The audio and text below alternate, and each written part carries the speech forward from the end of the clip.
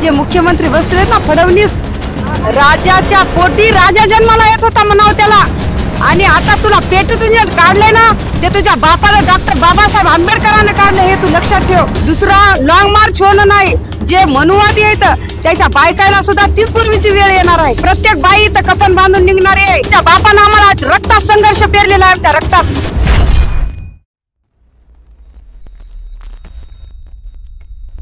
समाजसेवेसाठी मी एवढंच सांगल की हे आताचं प्रकरण आहे. दुसरे आंबेडकर होणं नाही, दुसरे वाकोडे बाबा होणं नाही, दुसरा लॉंग मार्च होणं नाही.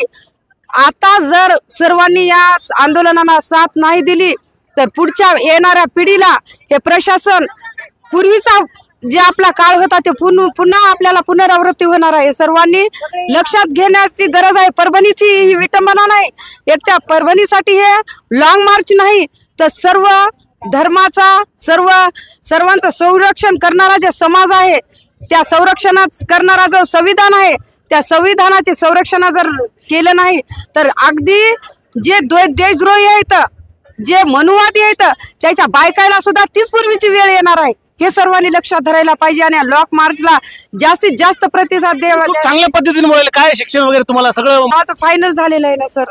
हो, आम्ही गृहिणी आहेत. आम्ही फक्त आमच्या नगरापुरते होतो आजपर्यंत, पण आम्हाला असं काय दिसलं आमच्या आईला, आमच्या वचला ताईंना, आमच्या लेकरांना.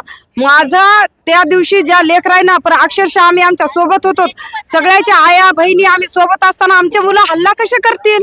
आम्ही त्यांच्या सोबत होतो त्याच्या संरक्षणासाठी, तरी सुद्धा ह्या पोलीसवाल्यानं हल्ला केला. त्या शिकड्या लोकांना तिथून वरून मारले, दगड वगैरे मारले. आम्ही प्रत्यक्षात पाहिले. आमच्याच माया बहिणी घायल करायला आमचे मुलं कसे काय आम्हाला जबाबदार राहतील. आमच्यावर हल्ला ते कसे काय करतील.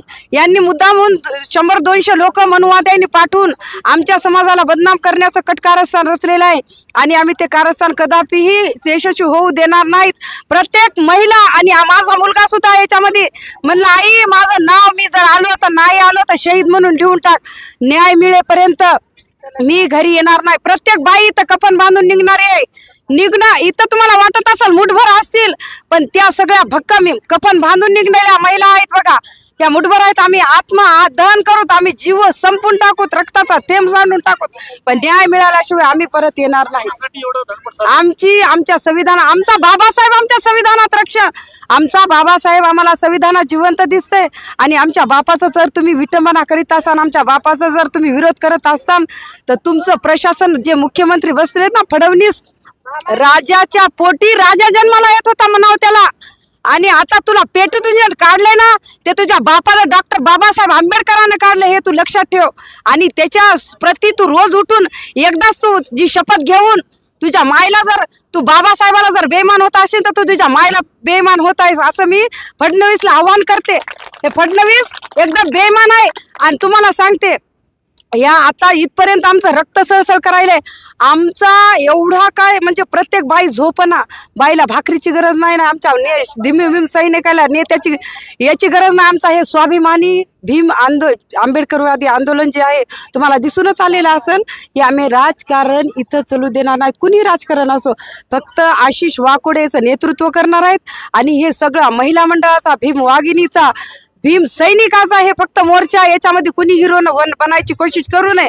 आम्ही कुणालाही मध्ये शिरू देणार नाहीत. आम्हाला कुणाच्या मदतीची गरज नाही. आमचा समाज भक्कम आहे.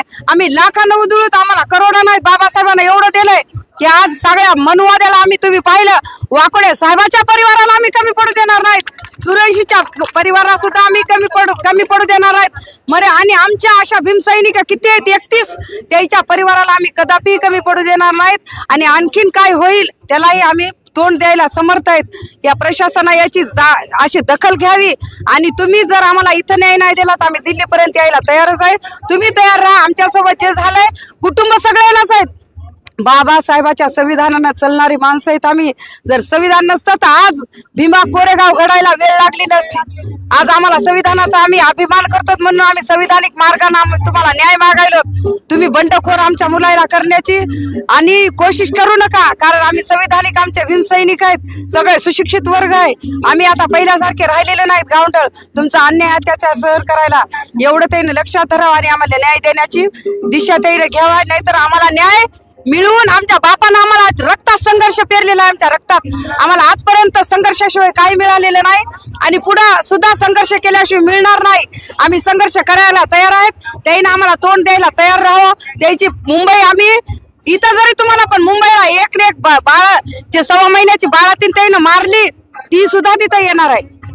त्याने 4 हात तोड आमचे पाय मोड आम्हाला आणखीन काय त्यानं अन्याय करायचा तर करू द्या पण आम्ही तिथपर्यंत जाणारच. गोळ्या जरी घातल्या तरी आम्ही तिथपर्यंत जाणार. जोर जुलूम के टक्कर में